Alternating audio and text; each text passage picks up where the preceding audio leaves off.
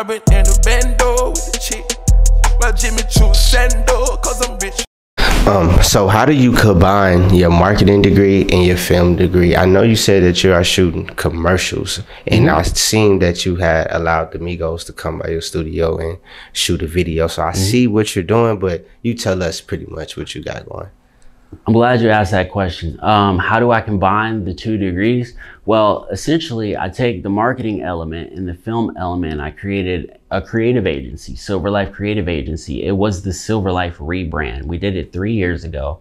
It was like, all right, moving on from production and merch, how do we get this into a brick and mortar business, still incorporate the core morals and meaning of Silver Life? And I came up with creating commercial campaigns via making a creative agency. So at Silver Life Creative Agency, we provide services for all brands and businesses and people that have projects that they need project management for and branding and rollout. We provide all those services, but our niche is that we are experts at film. And not only do we have the marketing and branding experience that we provide for our clients and customers and partners, we also have the ability to film in-house with our content marketing. So that's what makes SLC special from other agencies that just, hey, we do marketing. You need a website, blase, blase. You need SEO, search engine optimization. Like those are like traditional things that an agency will do, but you won't find a camera in sight. At both of our locations, you'll find film equipment, backdrops, all that. Like you said, I had the Migos come to my Underground Atlanta location last summer. I got the privilege of revamping one of Atlanta's most historical places, Underground Atlanta. And I found out about Underground Atlanta right before I got the opportunity. When somebody came to me saying, hey, we need marketing, we're gonna reopen this thing. And so a guy named Chenille bought all 4 blocks, the whole property of Underground Atlanta. And I did the marketing revamp on it. Culture 3 for Migos, Culture 3 was coming out at the same time. And one of my associates had a client called Portal. They have like hologram Portal. So we just thought it'd be a great idea for the Migos promotional rollout right before their album to do, put them in 4 different cities at once. So we did that production, and it's very eccentric production. Great time. Had them come to my location at Underground Atlanta, and we did. I filmed. I had my film crew and directed the process, and then we shot them out to 4 different cities, hologram style, and it was cool for their rollout. And that was at my location. And like I said, we got all the equipment you need there, space, and then we got another location too. And my 3rd location I was able to get from doing that work is also around Underground Atlanta. It's just the 8th floor of a business tower there. So I kind of got that for a great price for doing just a great job with marketing Underground Atlanta. And my associate owns the property, so. Yeah, it was great. It was a great experience, and I'm just looking to do more, continue to work more. And it was a great meeting that caliber of celebrity after a pandemic, and they're just coming back outside, and I'm the one they call. It was just like, it just let me know all my grinding during the pandemic, providing employment opportunities for my peers that were at film school with me while I was in school too. During COVID, while people were rioting, I was trying to get people paid. While the nation was divided, I was grinding out here, and it reciprocated. It comes back when you put in the work. It does. So yeah, that's super dope. So when it comes to your marketing company, is it a certain type of customer you're looking for to work with, or it's pretty much like anyone could kind of like? I am blessed to be selective about who I work with. When it comes to industries, I have a preference, but I haven't came across an industry that I'm just like, nah, I'm not gonna do that because of the industry. But my preference is apparel. I like working with music labels that need to do those projects, campaigns, and rollouts like the Migos campaign and the Migos project. those kinds of marketing and advertising moves, businesses like Premium Kicks, we're doing a commercial for them before Labor Day. So that's going to be tight. I got to meet with them this week. Again, they moved their location from Cheshire Bridge to Briarcliff. Y'all go check them out. So yeah, boutiques, shoe stores, apparel, and artists, like as far as like talent that needs to be groomed, and they need their rollout, and they just need to know how to properly do it. So that's my preference. I enjoy working with that, but I've also worked with AT&T. I've worked with Portal. I've worked with an author. I always have trouble saying author. I'll be saying Arthur. But yeah, 2 authors I've had as clients as well. So right now, my most recent client, China's Elegant Hair, they sell hair, and they came to me to do their rebrand. And yeah, so break down the rebranding process. Once you take, control over the marketing process, once the business hire you, what are the steps? What do you all do for them? For this one here, or just whenever a rebrand happens? Yeah, rebrand happens. Like right now they sell hair. I don't know if you were working with people who done. Yeah, we rebrand SLC. But the only other rebrand that I've worked with would be China's Elegant Hair. But I would love to work with some more rebrands because people, they need to refresh their company and do rebrands every so often.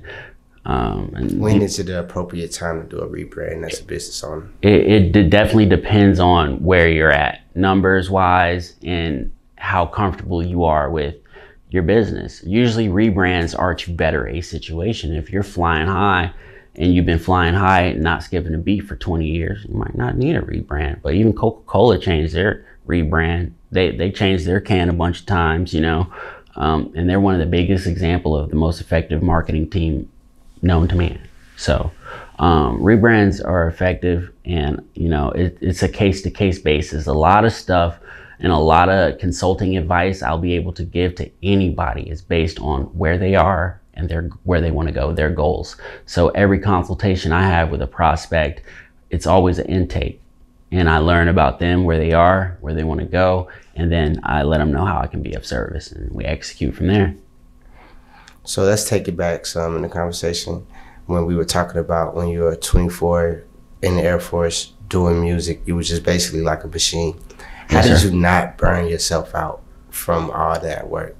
The term burnout wasn't even like something on my radar until like COVID times, when my girlfriend was talking about it from working from home, and everybody's talking about, oh, how to overcome burnout. I was literal machine. Like I had to go to therapy sometimes to talk to the therapist because I was so eager to do more. And then like, he's like, you gotta go, take it one day at a time, man. And I'm like, yeah, I know. It could become a headache because I deal with that too. But I'm sorry for cutting you off. And I just felt it so much when you said you got to go talk to a therapist about wanting to do more. And I'm like, especially being in the Air Force, where this is the parameters in which you have to live and work in. I excelled in that environment, but on the weekends and on leave, I'm living the life of a growing, excelling, successful touring artist, which is just 2 wildly different things that I was able to do, as well as get my degree. But for the long term, I feel like, to answer your question, I took a 3-year break. I moved to Atlanta after that Forest Hill Drives tour, and that was 2015. And from 2015 to 2018, I didn't do anything but sell merch, the same designs that I had before, online to people that would buy my drops every season. I didn't do anything else. I mean, I lived in I watched the Battery get built. I lived in a condo over in Vinings. I watched the Battery get built, and I walked around and just got to know people. After the first year, like, nobody knew me. Second year, people started noticing me here and there, and I started going out a little bit. And the third year was kind of more my rockier point, because I'm like, man, I got to get back to that machine mode. and you know, my break is over. Because at that time I was like, I've done so much, like compared to my peers, and I don't like to compare myself, but at that time it was like, man, I've done so much. I do kind of like need to take some time and just do nothing. I did that for 3 years, but when I started back up, it was game time. Strapped up the boots and went in, and that was the rebrand of SLC. First year, invest, invest, invest, invest. Second year, good return. Working with Migos, working with AT&T, Portal, Mercedes-Benz Dome, Atlanta United, getting this location, getting to do underground. Third year, we're going on year 3 now. It's like every year since I made up my mind to get back in there. And also I had to adjust to civilian world, because like I said, that false sense of security coming from that to Atlanta was like the wild, wild west. There were moments where I was like, people do that? Like I was like, what is this? So like, if you're mentally strong enough to make it through that, then those tools you got in the military help you in the long run. But some people don't make it through that. They just be like, man, they'll stay in for 20 years and still not adjust to civilian world. But it's a hard adjustment, especially when you got stuff you want to do, stuff going on. And so how did you not let that cripple you? Not let the adjustment? Yeah, cripple you, or just being in the... I thought that. I leaned into everything. Like, I was surprised at every corner, because it was like, this is a whole nother world. It's like literally like they dropped me on another planet. I came to the fastest growing city at the time, probably still is. There was like 2,500 people a day coming to Atlanta. And it was like coming from growing up in Virginia, how I grew up. And then North Carolina, you know the vibes. And you know, and then it's like I would only see stuff like this for a night or two out on leave when I wasn't doing shows. So life was just different, seeing it like that. So, but then just getting here, I don't know anybody, boom. But my goal is, I outgrew that. I got to take over. I got to find something bigger that suits me, you know? So I drove down here, and I got here, and like I said, the first year I was probably just looking at the 285, just zoom, zoom, like, dang. So I wouldn't say I didn't let it cripple me. It was a fight. But I ended up winning. Yeah. Also was a break, you know? I had to take a break. So either the universe was gonna make me take a break, or I was gonna have to just come to terms with, dang, man, I went from everybody knowing me, now I don't know anybody, let's redo this. I did it once before, I could do it again. So that's just what happened. And it was all a matter of a decision. Yeah. I was like, all right, it's been 3 years. You know, it's time to get back to it. I'm almost 30. Let's run it. Yeah. Let's do this next chapter. Yeah. So, and that's where I'm been, you know what I mean? So how do you keep life fun when you've done so many things earlier part of your life, and when you get in the later years, like 30s and go up, like how do you find the same excitement for, you know, different things? That's a great question. The path I'm on is very lonely, because a lot of people come to you needing your insight, your perspective, wanting this or wanting to do business for gain, and you don't have many people to talk to. So if you're on a journey like mine, I advise you find a mentor you can trust. It's hard to find a mentor when you're designing so many cutting edge things for your peers and the youth behind you. You're kind of creating this stuff, so it's like there's not many people to talk to. I've had people I tried to call my mentor, but even they would have moments where they're like kind of at awe about stuff I'm doing. I'm like, that's not it. I need somebody that can show me and have me feel confident, like this is the route, but there's no blueprint for what I'm on. So how do I keep it exciting though? I wouldn't say it's always exciting, you know, but none of it feels like work. So it's a good life. Nothing I do feels like work unless I intentionally know that I need to put this kind of stress or pressure on myself to make myself better. Like, just like at the gym, you break down your muscles to build them up. I'll do that in my life. I'll put myself up against different situations on purpose just to make myself stronger and just to learn what's on the other side of that. I've been doing that my whole life, and I think that's just kind of been like something too. But and that's how you kind of like weather the storms. Yeah, you know what I'm saying. The storms. I keep the storms. That's how I weather the storms that come from the universe. I create my own storms. Yeah. To be able to, you know, I create my own storms and I get through them, and I focus on what I can control, you know, and put that good energy out. But yeah. Yeah, I got to snap because you talking that jazz, man. It's jazzy. I got to snap. I appreciate it, bro. When you can relate to it, and when you hear somebody else kind of like saying the same things that you think, but you probably ain't never just talked to nobody about it, you can just hear it. It's like, okay. I'm glad that you can identify with that, bro. Yeah. That makes me feel good as too. Yeah, because I thought, you know, I'm where I'm at in life, and I'm feeling like, okay, dang, you know, I'm not scared of growth, but I don't want to grow too fast and then just kind of like miss out on it. Like when I get older, it's like, damn, I already did that already. You know what I'm saying? Like, what's new? So I kind of like try to break my life down in like chapters.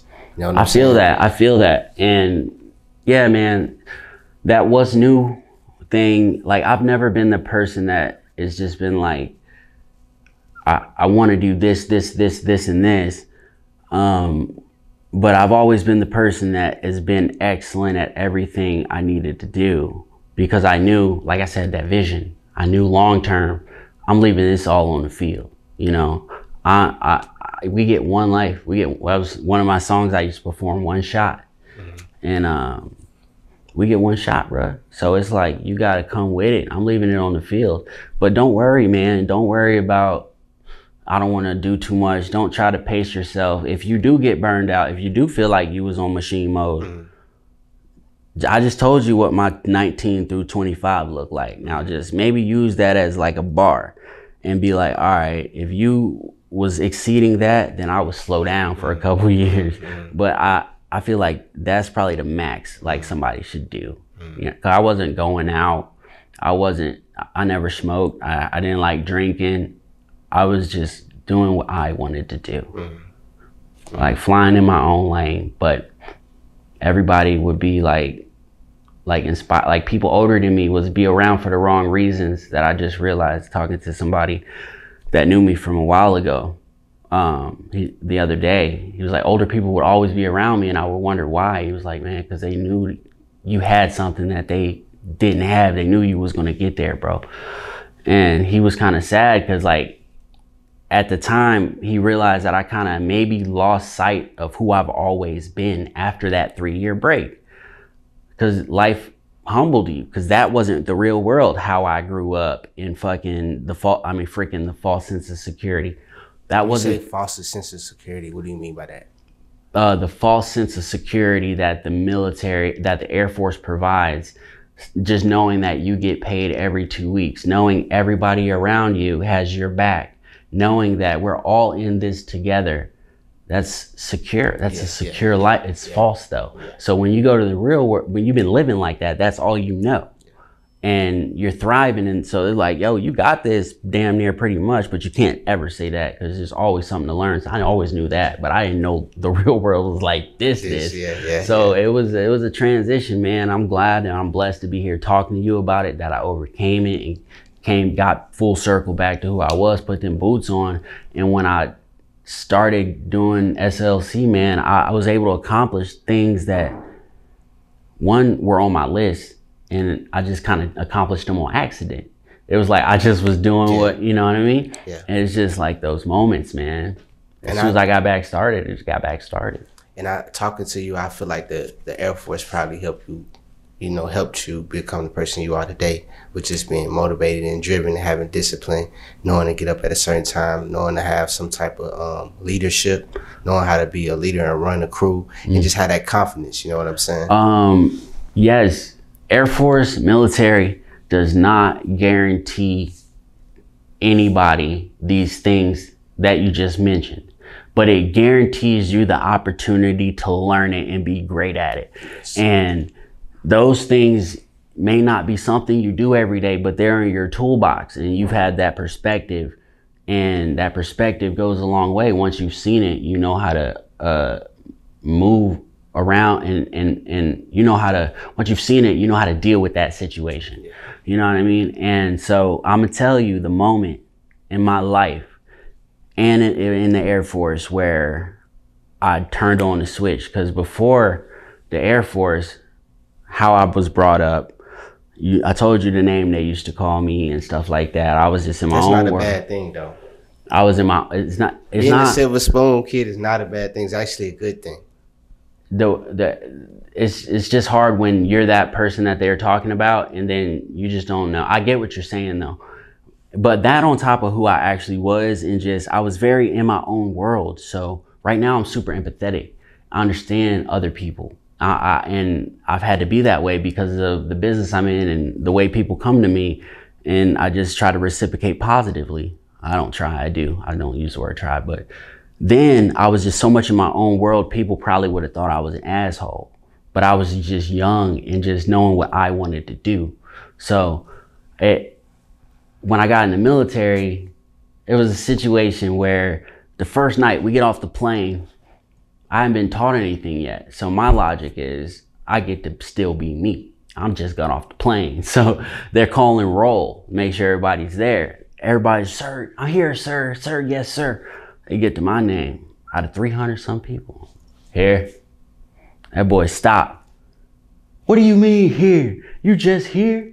I'm like, bro, I'm here, man. It's 3 in the morning, man. So I was already like that. Like this guy here, man. You know, coming for, so all right. So I'm like, all right, bet. The next day, and I'm the tallest one. So when you're in the rank flight, the tallest is in the front right corner, and then it just kind of tapers back from there. So we're all lined up. The sergeant dude is in front of me, and same dude. It's the next day in the morning. We all out lined up. And then he was like, drop and give me 10. Real lethargically, real just like, man, you didn't tell me what to do, man. And I don't know now, looking back, like why I was so against like just going with the process, but that's just where I was, you know. I had a little chip on my shoulder about just how I was brought up or whatever, but it was the next 15 minutes of this story in real life. The story ain't 15 minutes, but these push-ups, this is what happened. He was like, drop and give me 10. And then I just got down slowly, did like the first 2. He was like, man, you don't got the heart to be here. Everything stopped. I like, you got me fucked up, right? Started hitting them hoes for, you know what, I'm green rope. I done ranked up, boo, boo, boo. That was the moment, bro. It was the life. Is that one word, just that one, just hey, in this situation, I'm far from home. I got the opportunity to even, I'm in the front and everything. And I'm like, you ain't about to just say that. Okay, I get what's going on now. I got you. You know what I mean? And then it was just over from there. That's super dope. I wanted to ask you this. How hard was it keeping your same discipline you had in the military in the civilian world? Like I said, it's in your toolbox. So like, I don't think it's hard if you are disciplined. Let me see. I wouldn't say I am like the poster child for disciplined behavior. I know that I am a good person, but when it comes to things I want to do, I go at my pace and I do stick to I guess I could be. Yeah, I'm disciplined. When it comes to something that I want to do, you said, how do I keep it? Hey, like, you know how you probably have to wake up in the morning. All right, bet. You know what I'm saying? You know, the schedule. Yeah, for sure. Keep that same. Because especially being a business owner, if you don't do what you need to do, what you designed as your business, then your business isn't doing anything. It's something that you're creating. So that takes a lot of discipline. Something that nobody's telling you, hey, you need to do this for your business. So yeah, I can say that. How do I keep the discipline? It's always been just me knowing, like, at the beginning, I didn't know what the payoff was going to be or when the payoff was going to be. And you never really do unless it's just like a monetary exchange, this for this. But when you're building your business, there's going to be moments and times where you still got to go do this. Might not be anything on your calendar, but you got to put something on your calendar. My first year was like that. I still bought a space. I didn't have any clients lined up, but I still bought my first brick and mortar space, 500 square feet. And was there every day. Open and close sign on the door. Well, nobody looking at that sign. It was for me though. We open. Before I left, I make myself do 10 push-ups. I wasn't hitting the gym a lot. Didn't even care about the push-ups. It was all about making myself do something more before I walked out this door.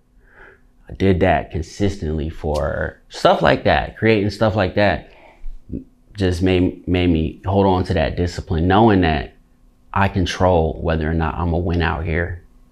Just knowing that is gonna make somebody be disciplined. If not, then they don't got the right to complain about not winning. So, facts. I appreciate the way you carry yourself. What kind of man would you say your father is? My father, Branden Carft Sr. My father, what kind of man? I would say he is a coach, a role model, big dog at a big company. He's a leader. He's a natural just boss, man. I grew up with him. Like I said, my brothers grew up with my mom. I got to see his journey in logistics, from box kicker all the way up to president of one of the biggest companies in corporate America, logistics wise. And above him is the family, 4th generation owned company. So he's a president, and it's like, that's why my legacy, I want to be able to add to the success of our family name by having to being that 4th generation owned company, to creating our own companies in our family, you know, because he works for corporate America. He got my brother corporate America job because of his legacy. He briefly tried to give me a handout. He had good intentions. Me at the time, I was all focused on growing SLC, so I just messed that opportunity up the best way I could. Went out with a smile, but I still appreciate what he tried to do for me. But me and him, we talk every now and then. Same thing with my mom. I'm not very close to a lot of my family, but I love them, and they're all rock stars, and I want them all to win. And but yeah, that's my pops. I mean, he got 6 kids, and he's taking care of every single one of us. He got 3 with my mom, 3 with his new wife, and you know, you can Google him or something. Yeah, that's super dope. That's dope. So what would you say, you know, your biggest goals are this year? You know what I'm saying, with Silver Life and with marketing and with, you know, music and whatever you may be doing for the rest of the year. Great question. I appreciate. So those 3 things you named, for my business, for SLC, the goal is to make sure our revenue is higher than last year, and we have our calendar booked retainer wise for clients. That's something that last year we had retainers for like almost half the year, and everything else was like production gigs. So it's all about getting that strategy down and finding out the slow seasons and fast seasons. Make sure you fill it all the way up. That way you're just making money consistently all the way through the year. And we want to make sure we make more money than we did the previous year, because that's how businesses survive, but also help as many other brands and businesses as we can. And it's all about, like we spoke about earlier, having that business, having that marketing budget, and knowing that you need professional help.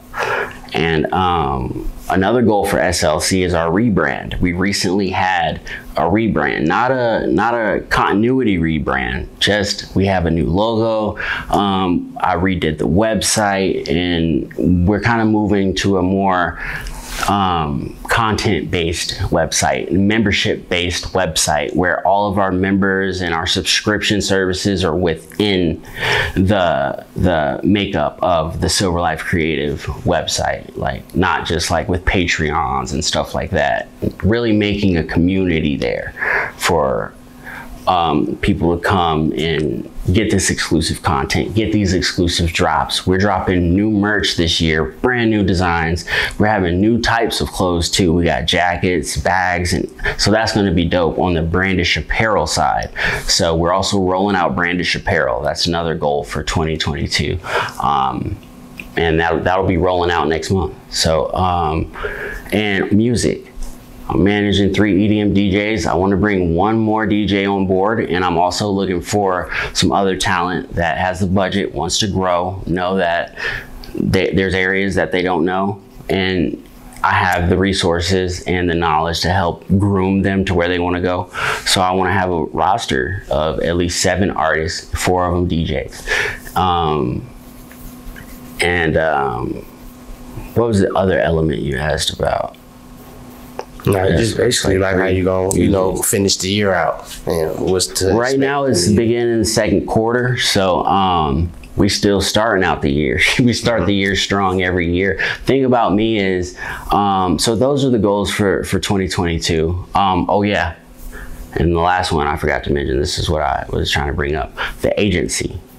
The agency is a show that we are fully producing at SLC. Now we've worked on shows for clients. We've produced tons of stuff for clients, but when it comes to our in-house production, we finally have gotten to a point in our business where we have time to work on our own projects. So we're working on the show. So we're gonna have the pilot completely done by the end of August. And we're gonna be ready to cast and film the whole first season by beginning of 2023.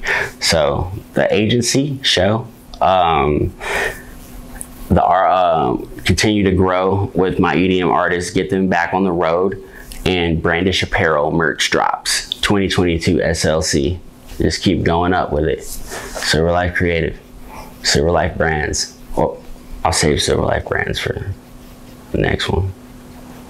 Man, well, that's super dope, man. I appreciate you coming through here today, just dropping some jewels on us. Appreciate your time, man, having me. Doing this exclusive interview, man. Is there anything you want to say before we leave? I think I may have covered everything. Dude, you asked some great questions. I just want to say, man, I really love what you're doing out here, man. I like your perspective on things, and it's crazy how we learned in this interview, like how much you have in common with my journey, like, cause I'm over here like, man, it's a lonely journey, and you're like, I feel just like that. Yeah. So that was tight. But yeah, man, I just like to keep things organic and just say, return that appreciation for having me, you know what I mean? Cause yeah. Nah, and I really appreciate you too, man. The first day I saw you, I was like, yeah, I know this guy the one. I seen how hungry you were to, do your interview thing. I know we ain't really touched over that, but he does interviews as well. He's just good at what he do. And when I first met him, he was doing the interview, and I don't know, it was somebody that wanted to do an interview with me at the time, but I was busy, and I'm like, I see this guy hungry. He a brother, so it was kind of like kind of like the Air Force with it. It was like, okay, he's a brother, let me like pass it to him. And then he already had experience with this stuff before I even got into this game and in this world with it. So I had to take my hat out to him. I respect him for what you're doing, man, and just keep going up, brother.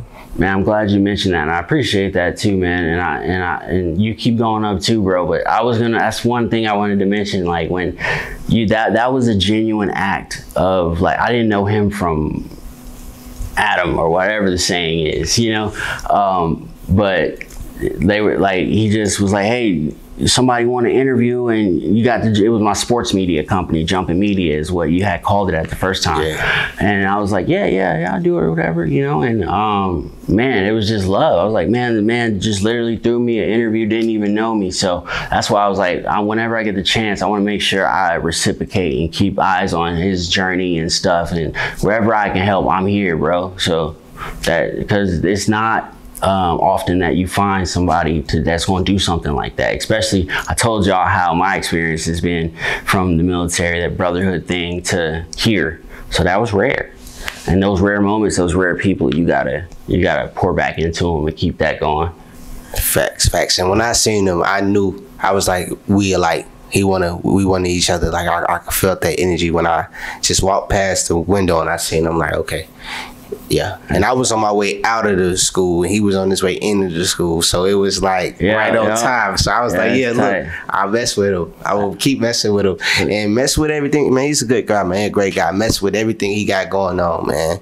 You know what I'm saying? Very knowledgeable, respectable young man, and we gonna keep going all the way up to the top, my guy. All the way up. all the way up, and then we're gonna go to the perceived pinnacle and then go some more.